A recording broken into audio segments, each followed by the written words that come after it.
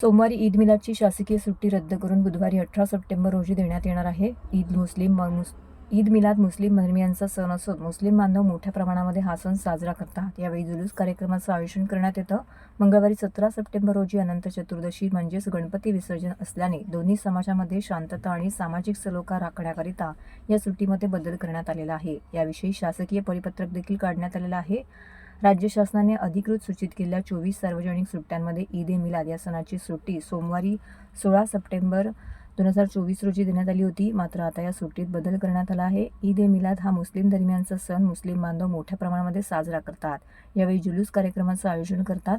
तर 17 सप्टेंबर 2024 रोजी अनंत चतुर्दशी हा हिंदूंचा सण असल्याने दोन्ही समाजामध्ये शांतता व सामाजिक सलोखा कायम राखण्याच्या हेतूने यावर्षी मुंबई शहर, मुंबई उपनगर व इतर काही जिल्ह्यामध्ये मुस्लिम धर्मियांना बुधवारी 18 सप्टेंबर 2024 रोजी जुलूस काढण्याचा निर्णय घेतला आहे.